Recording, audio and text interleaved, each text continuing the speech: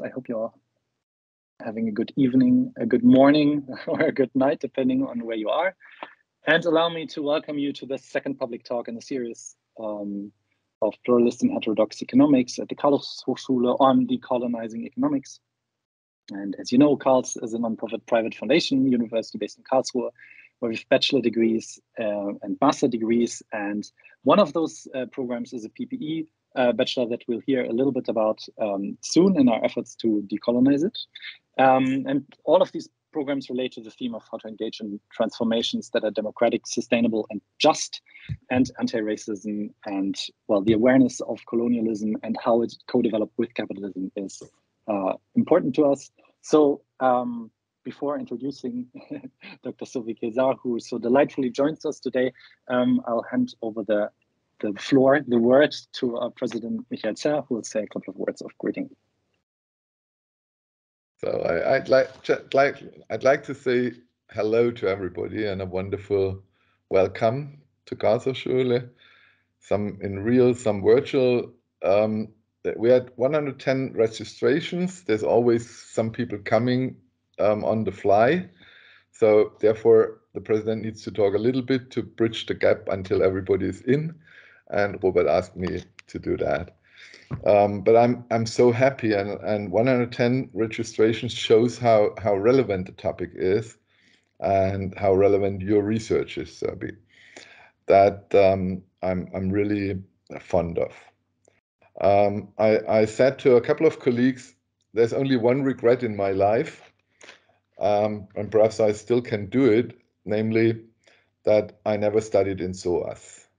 So I always wanted, I went there a couple of times, even tried to convince my daughter, like that's what parents do. They project their dreams to their children, but she went to Edinburgh. So not yet fulfilled the dream. I'm looking forward, not only because of SOAS, but also because of that wonderful research of yours that is so relevant. And actually, just before, Sean is also here and will have a part as well. We talked about decolonizing my module in the first semester, and there's lots of things that can be done. And yes, economics and management science both rely heavily on colonialism and have a lot of roots. One of the articles is, like in the management studies, is the denial of slavery in management, which kind of shows how much the so-called modern management terminology and methodology is derived from the exploitation and slavery in the plantations. And many other, like one could say the whole project of capitalism basically relied on exploiting unpaid labor, be it for centuries female labor, be it people of color slavery, be it colonialism in general. And I feel that is one thing that we really, being part of the soft capitalist world as a business school, as a international school, as a European school, we can't deny that we are part of it, and nevertheless we at Karls want to try to overcome it.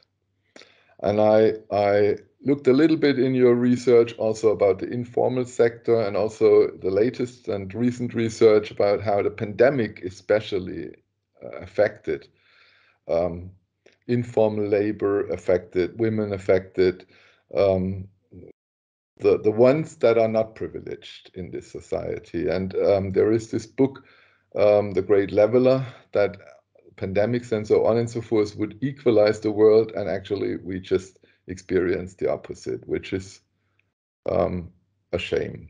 And so I'm extremely, extremely happy and also proud that thanks to you, Robert, and you're doing a great job at Karls, that you managed to get somebody with such a great research and such a wonderful scholar like Surbhi Kesar to give a lecture to Karlshochschule. And I'd like to continue that with you in person. Perhaps we have more chance to work together and do the network and also inspire each other. And also I'd like to welcome all of our guests. We just had a couple of from Ottawa to Geneva, and there's also registrations from India, Canada, the UK, Korea, Mexico, Netherlands, South Africa, Kenya, Georgia, then Vienna. Who knows where they are coming from? Wonderful. And of course, my dear colleagues at Karlshochschule, I saw Nadia and Bernadette and Robert, of course, Anthony, Wendelin, Ella, Björn. So it's wonderful that you are here. But of course, as an educational institutions, we first and foremost want to welcome all of our students in the different study programs that are keen and eager to learn about heterodox economics, and today especially about decolonizing economics.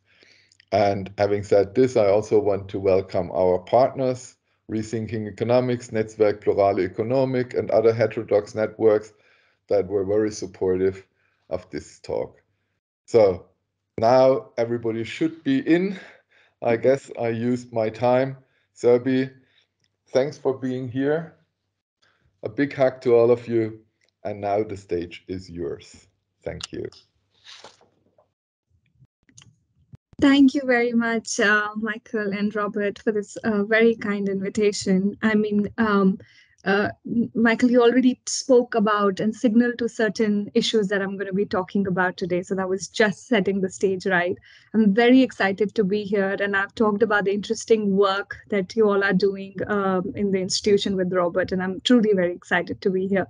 And regarding SOAS, we also have a Decolonizing Economics working group with students and faculty. And I think it'll be great to think about collaborative ways to work with your institution and take this forward. And and with other institutions doing this exciting work. So thank you very much. Robert, should I go ahead?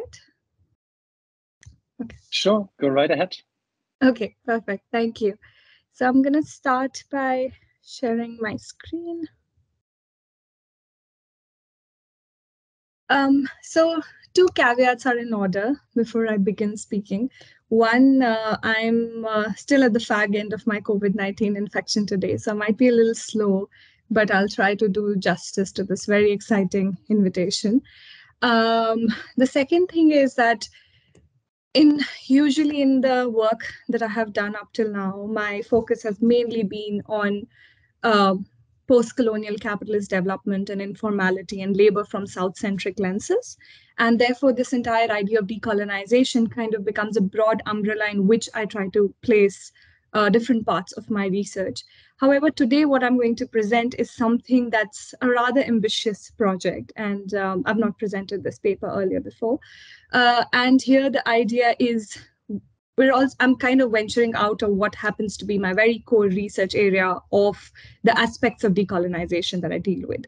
So I would love to hear your thoughts, comments, and of course, it's a very broad sort of issue that I'll be talking about today, which kind of is based on the forthcoming paper with Ingrid Kwan-Grauers, Standing in the Way of Rigor, Economics Meeting with the Decolonizing Agenda.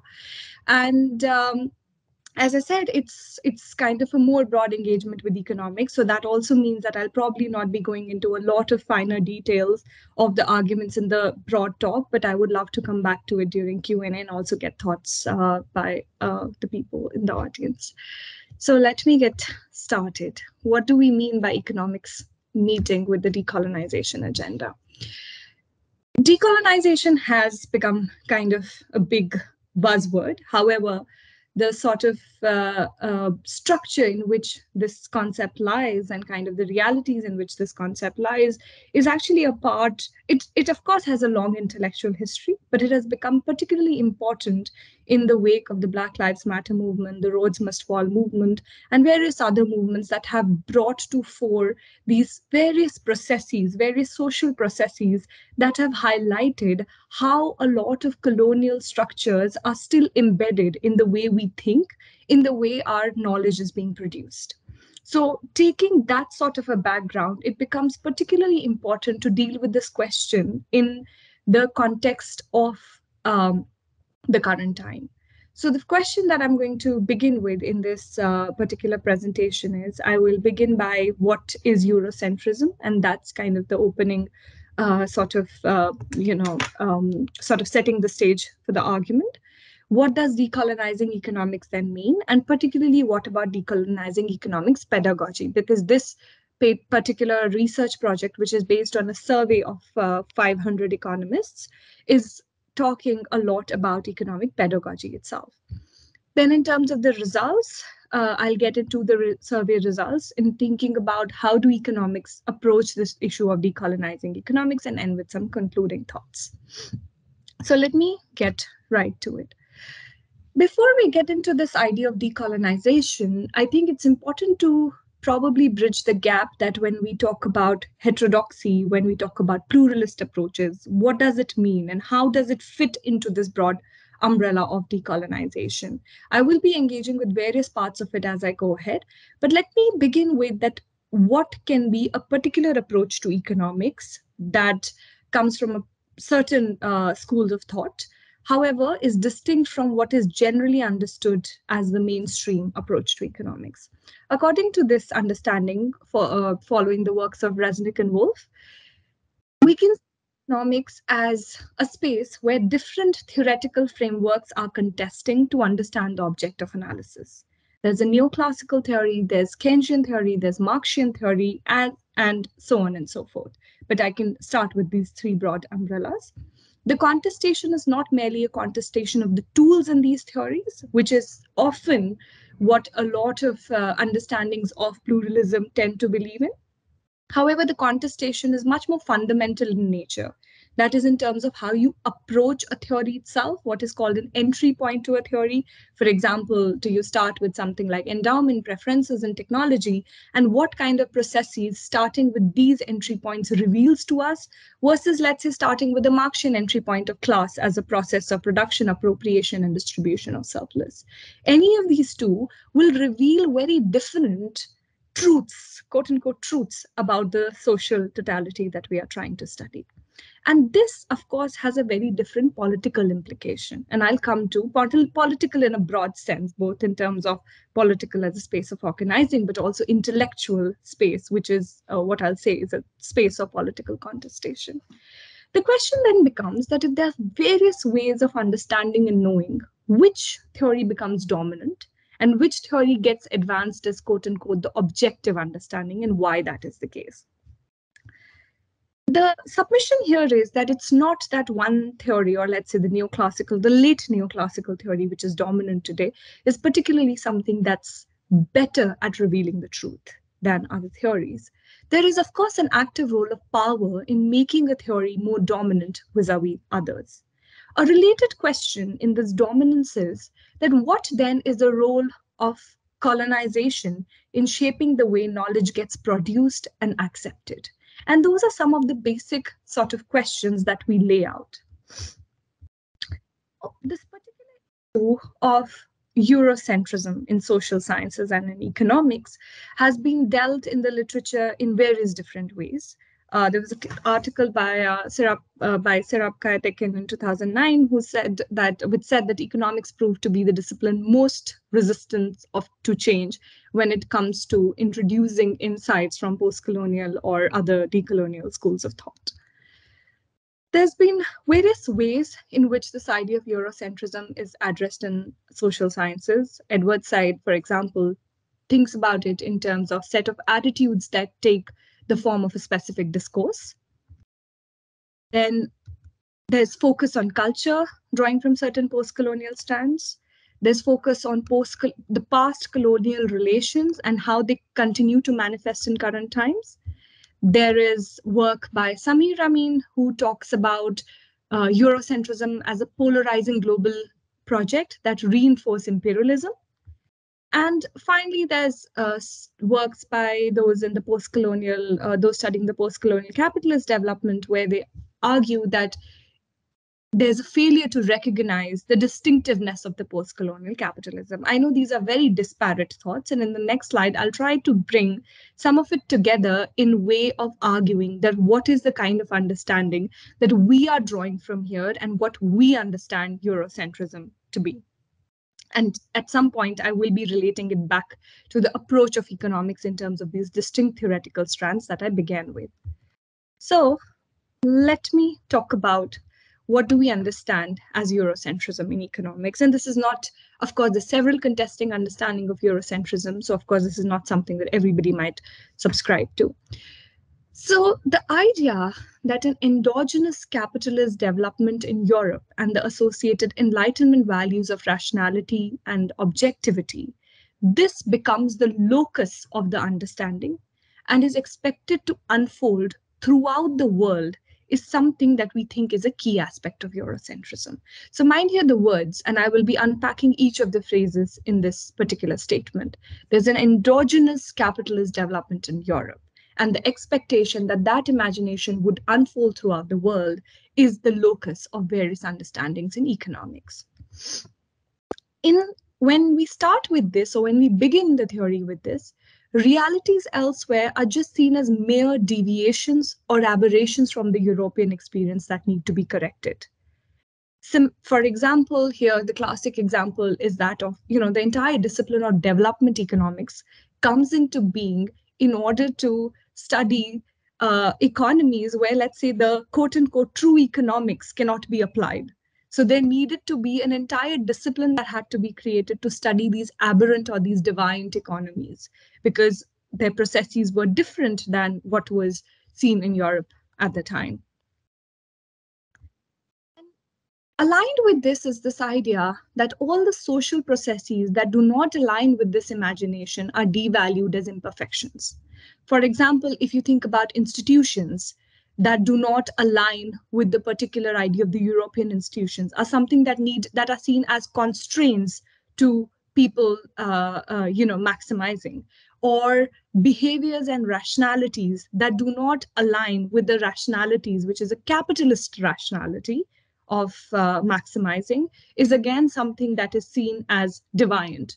Something, let's say, rationality has this particular emphasis on consistency. If you're not consistent, you're not aligning to this rationality, and therefore you're irrational. So all the different social process, and there's a lot of work, and also I think progress in terms of when we talk about feminist political economy and generally feminist strands, and there also the idea that an individual is of a particular kind, and what kind of very patriarchal sort of rational maximizing agent, which has been an embedded notion in much of the mainstream theory, which is of course now starting to change, is something that again aligns with this idea, where these different social processes that align with this idea of endogenous capitalist development become the center, become the locus, and everything else becomes deviant that needs correction.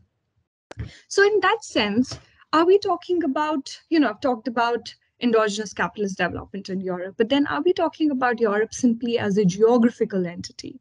What I want to invoke here is this idea of a metaphorical Europe, where there's nothing so quintessential about Europe as a geographical identity, but Europe came to represent the essence of capitalism.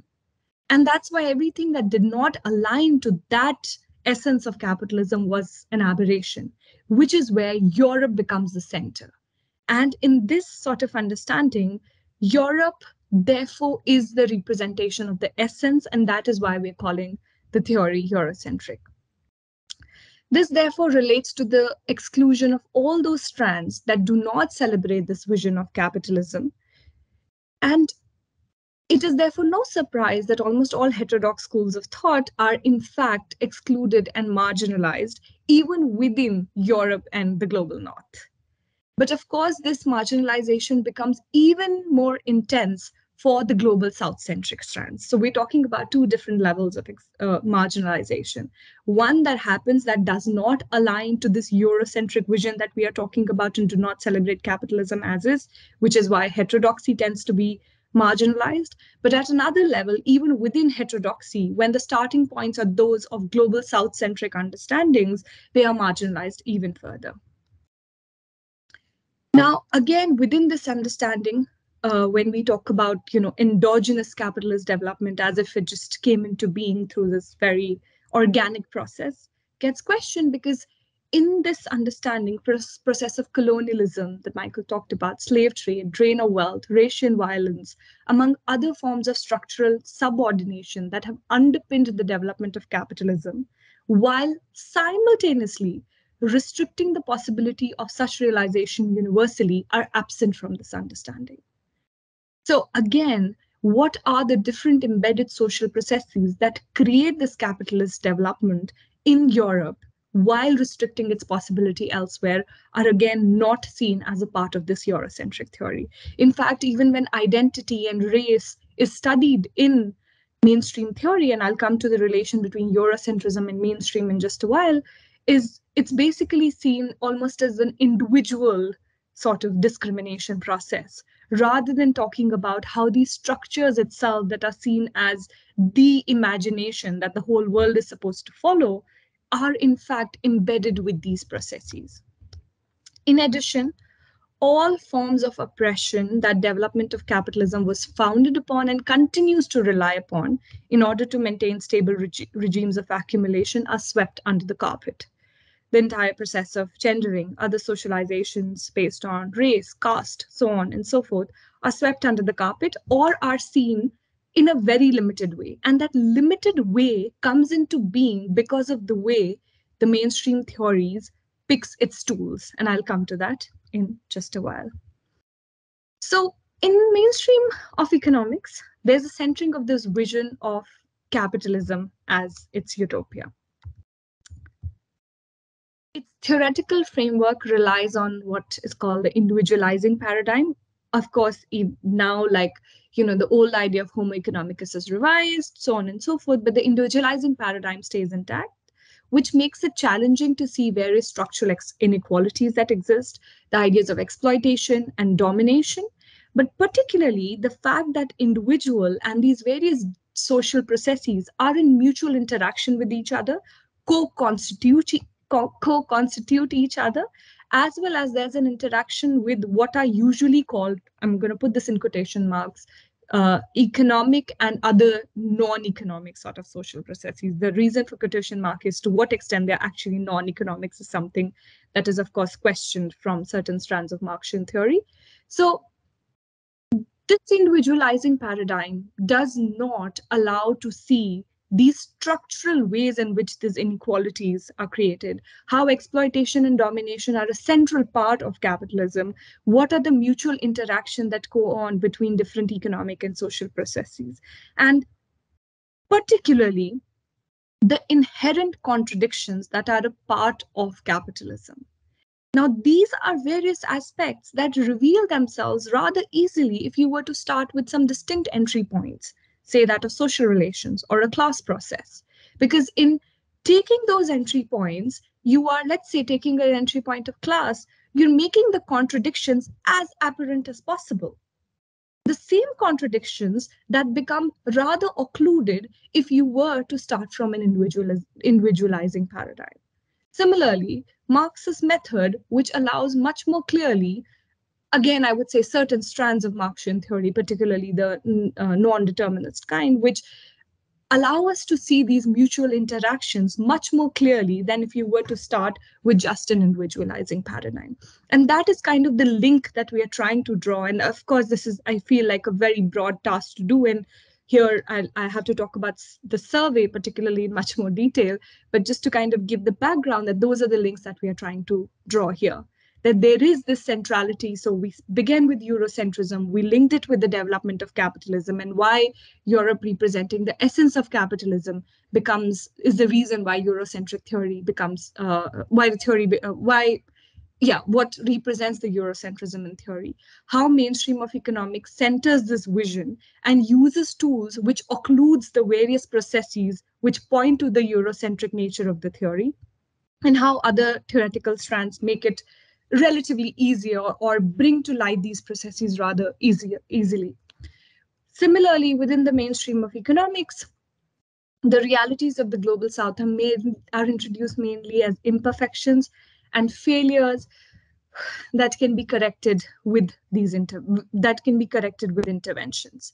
So, for example, the process of underdevelopment in the global south is not seen as a part of a common historical process that produced development in the global north and underdevelopment in the global south. It's often assumed as if global south economies were, what Rist calls the naturally occurring state of affairs. And that was something that was always naturally existing. And so you just need to correct those institutions and identities in order to make them animate the imagination of the global north, and they're just seen as imperfections. And this is a point that I've said earlier, but I want to emphasize is the contradictions and antagonisms that are centrally embedded in capitalism, which may at many times keep this utopia more elusive, remain peripheral or absent in this particular mainstream of economic theorizing. I've talked about this a little bit. I'm going to skip over this example of development economics as a concrete example, but I'll come back to it if there are questions. Okay, so we spoke about theory a little bit, that the mainstream theory, and what are certain tools which make it difficult to reveal the processes which point to the Eurocentrism of theory. The other point is that of ontology. Further, this specific understanding that the mainstream tends to present is in fact presented as a very objective and universal understanding. Therefore, occluding the biases that go within this theory even further. This became further strengthened with the formalization of the economic theories. Of course, the problem is not with the formalization of economic theories or quote unquote making it rigorous. But the point is what kind of social processes are seen as non-important, or how the economic is disembedded from the social process in the name of formalization is something that we are questioning. And this becomes furthered with the empirical turn, as if economics or economy or society is something that's playing out there, which we just need to understand all causal things and pin it down to the last thing. I think empirical advancements in economics have been amazing. However, what that has done is, rather than using a lot of these examples as illustrations, they are often seen as if these are theory free, as if we're not interested in the processes that kind of produce the unfolding that we're seeing. I think I'll unpack this in a little while with some examples. So what then is the radical decolonization agenda? It is different from a blind spots approach. What is a blind spots approach? Which tend to introduce colonialism, racism, and other forms of oppressions as topic within existing frameworks, without questioning how certain theoretical categories and frameworks might occlude certain processes. For example, if institutions are introduced within the mainstream of economics, but they're done often as a constraint on the individual behavior. And I'll come to this in just a bit with an example. So the radical colonizing agenda that we're talking about goes to understanding that we need to critically analyze the theoretical apparatus itself. To what extent does a theoretical apparatus allow us to reveal these social processes that we are saying are embedded in why we refer to a theory as Eurocentric? Certain theoretical apparatus can be more amenable to questioning the systemic processes and operations, and those are the theories that we think align well with the decolonization agenda. I've already referred to this earlier, non-determinist Marxian traditions which explore co-constitution of various social processes. And here the example of identity is kind of useful because, we know like there's a lot of discussion on, okay, how to capture identity-based discrimination in the mainstream theory.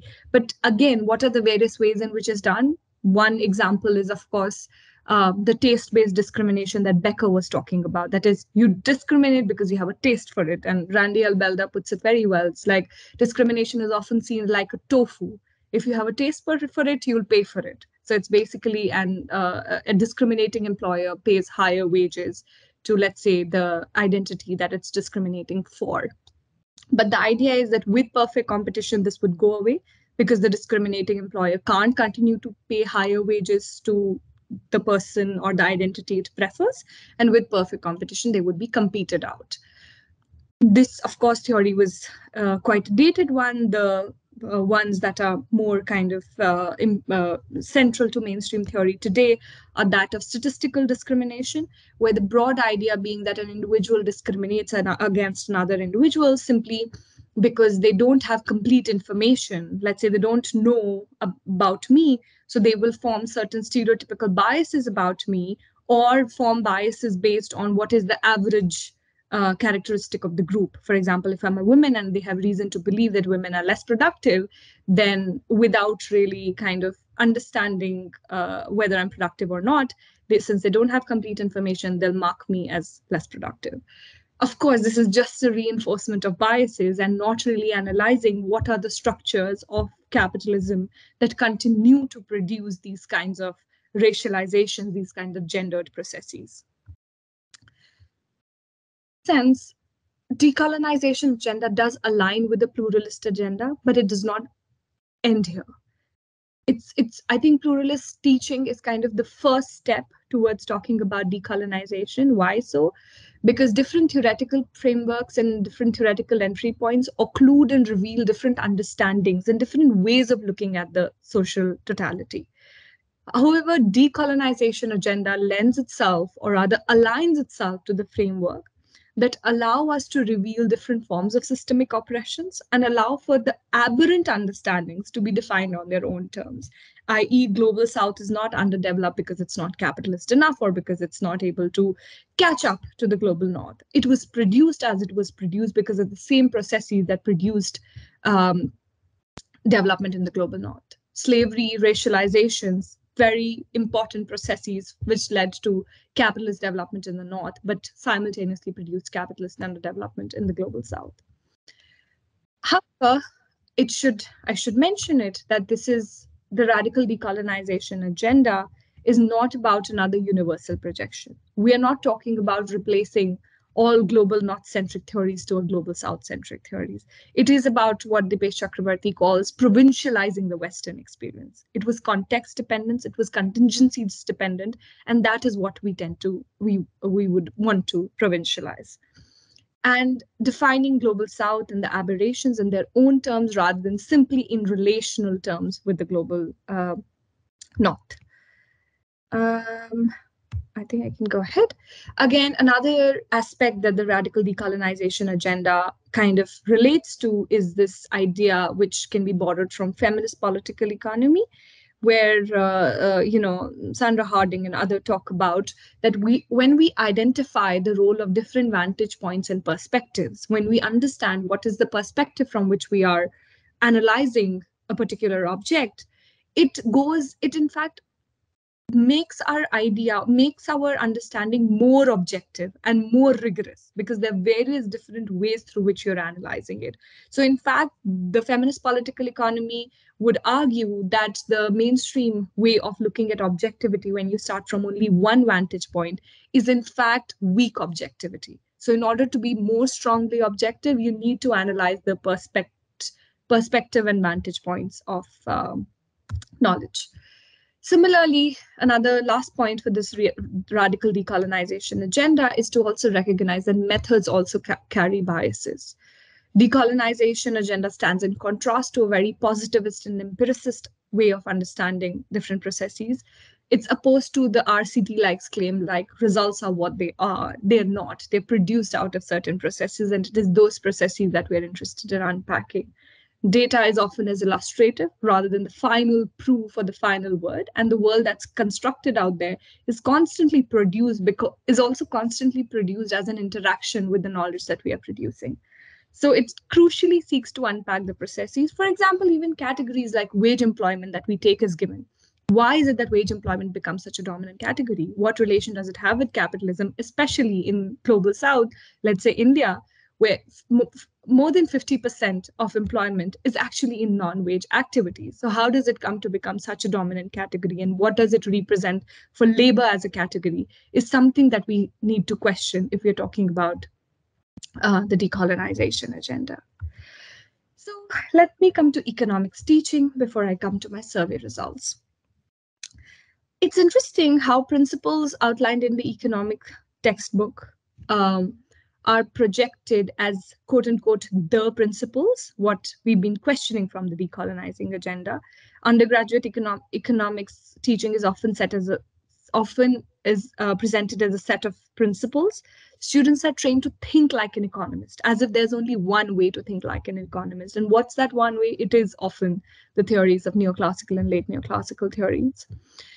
In fact, there's less even on late neoclassical theory. What Mankiw argues are quite dated principles of even the neoclassical theory. And global north realities are often taken as benchmarks. And it's interesting how a lot of times, in order to kind of make these textbooks work for the global south, there will be a replacement of, let's say, a pound with a rupee, without really understanding that when you import these contexts for the global south, the framework itself needs to change. How do you introduce caste as an identity when you're importing frameworks, because it's bought out of various different processes? Gender works in different ways, it interacts with different identities, and that is kind of lost when we're simply importing frameworks. What about textbooks like Core? While Core tends to be, is seen as this improvement in, economics teaching, however, it's often geared towards equipping of tools and is often geared towards explaining the world out there as it exists.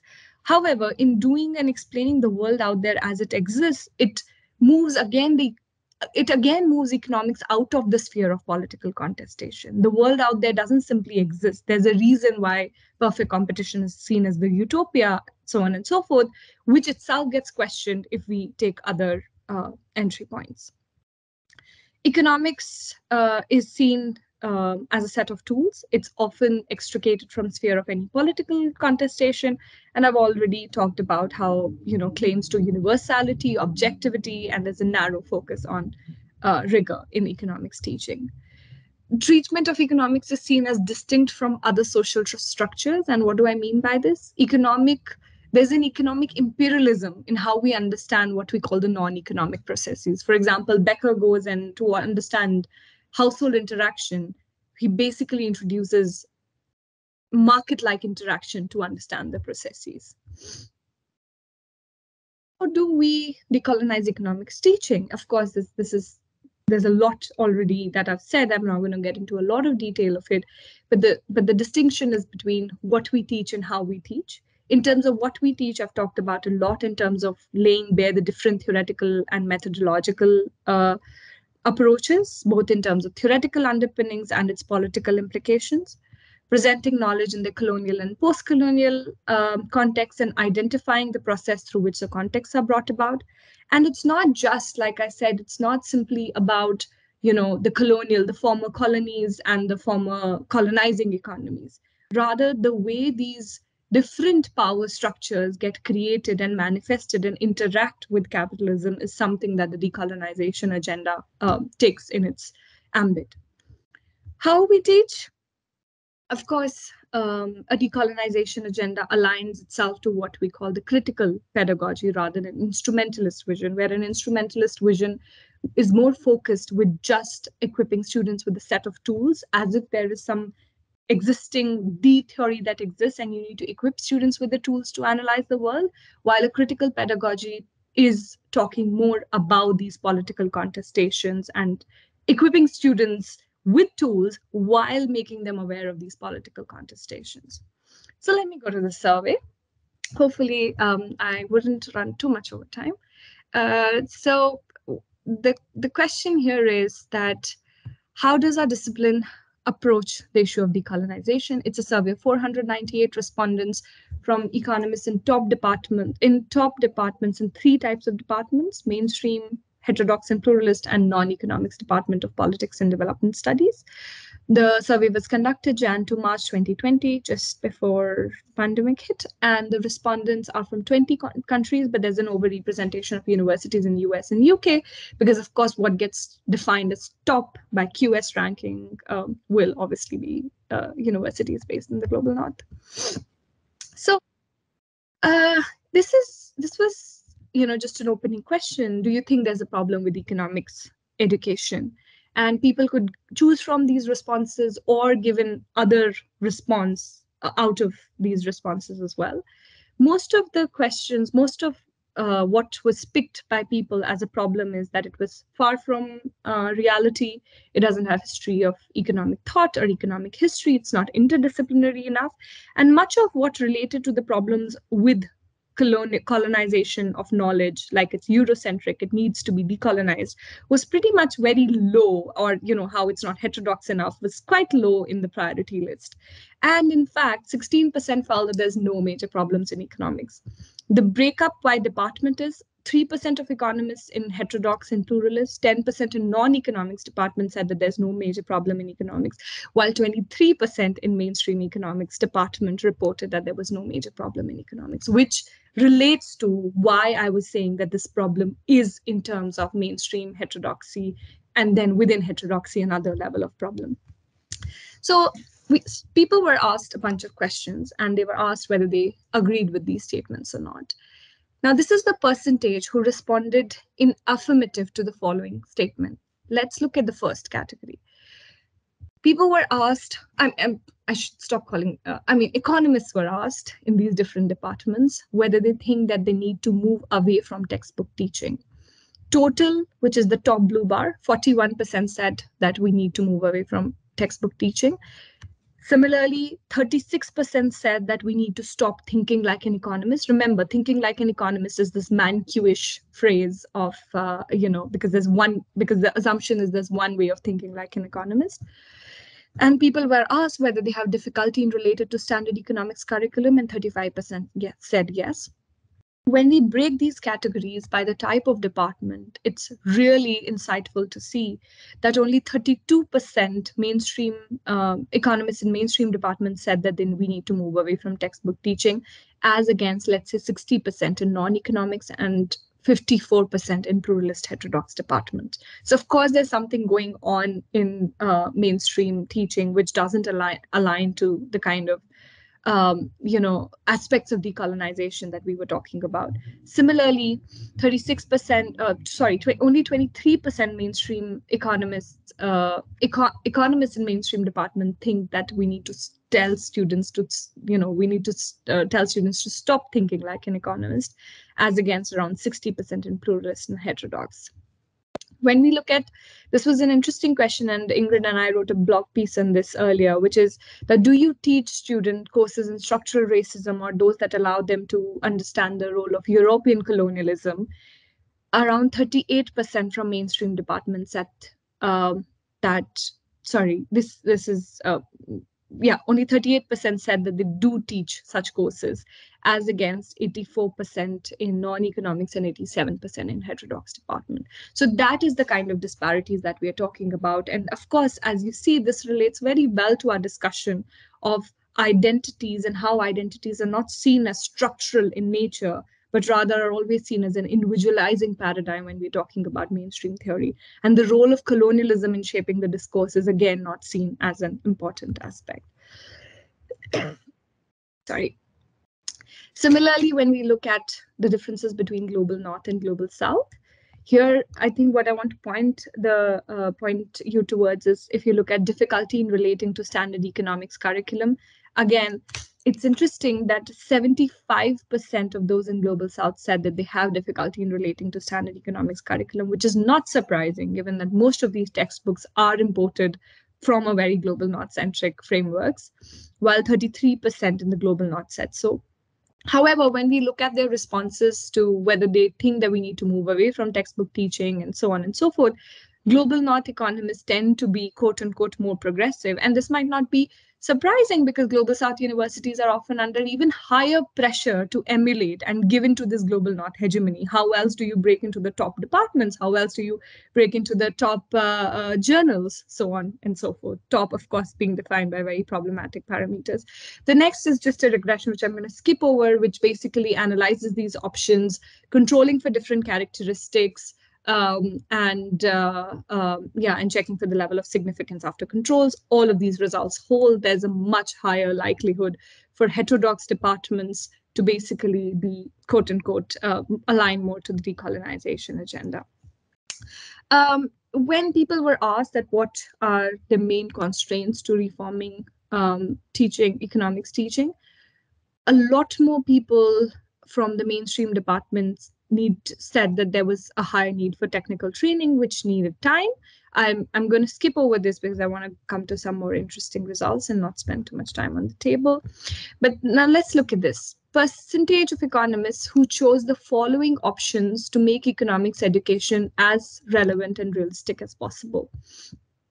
All the options which relate to decolonization, introducing perspectives from Global South, case studies from Global South, colonialism, empire, breakdowning who an expert is, seek to include readings from Global South, was the bottom of the list in terms of the different options that were available. Whereas various other things which are still progressive were were chosen much were chosen more by people. Of course, we've again kind of divided this by different departments, which I won't get into, but again, the standard story holds, where heterodox and pluralist departments are much more progressive and as well as non-economics department than the mainstream economics department. Okay, this is the last, I think, of the slide on the survey results, where people were asked this statement and they had various responses, but one of the responses they could choose from and say that it's not important. So that is the category we are interested in versus people who think how this can be done. So whether you said it was not important versus whether you said it was important and could be done in some way, whether you need to challenge universalism that prevails in the field, and people who said that it's not important. 31% of all economists said that this was not important. This was much more in the mainstream economics department and much less in the pluralist heterodox department.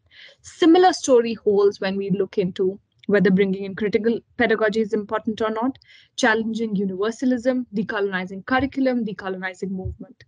So there's, in fact, a huge proportion, even in heterodox department, a non-significant proportion that says that it's not important, which is, of course, something that points to how heterodoxy also has a long way to go. But again, mainstream, given these kind of underpinnings of it, tends to reproduce this much more. Again, this is a regression analysis to show that we've kind of controlled for various characteristics and we've done the tests of significance and our results hold throughout. It's interesting because, and now I'm just going to go to my concluding slide, is the American Economic Association of Graduate Education in Economics in 1991 had done this report on Graduate Economic Association, which I think also included people like Larry Summers, where the final kind of one of the thing that and this was a quote that, my professor of development economics and later my PhD advisor used to put in his slides on development economics. And I find this extremely relevant for this particular idea, where the report concluded that the Commission's fear is that graduate programs may be turning out a generation with too many idiot savants, skilled in technique but innocent to real economic issues. However, the mainstream of the department of the discipline is structured in a way such that it continues to focus on that skilling without really introducing students to such real economic issues or even equipping them with tools which can help them understand these real economic issues. And it's kind of almost a parody that this was a report in 1991 and now we're in 2022 and we are still kind of going down the quote-unquote wrong path. Rigor continues to be narrowly defined, and this remains the central concerns for the mainstream. Heterodox economists are relatively more open to the decolonizing agenda. However, it's not necessarily a top priority among them either. Positionality tends to matter. Something that we do find interestingly is that women tend to be more open to the decolonizing agenda. We do not necessarily know why, but that was something that stood out. When we talked about structural racism and so on and so forth, we did find that people who had experienced marginalization based on race and ethnicity were more likely to say that they are more likely to teach those courses. Similarly, what is very interesting is that younger scholars, that is those with less than their years since PhD, are much more likely to basically be in support of such decolonization movements, which also kind of gives hope for this agenda to take leap. So that's kind of the end of my presentation. But I hope the takeaways were clear, and I'm happy to come back to those as we open up for Q&A. Robert, over to you. Thank you. Thanks so much. And you see the clapping hands and people saying fantastic presentation, which I can only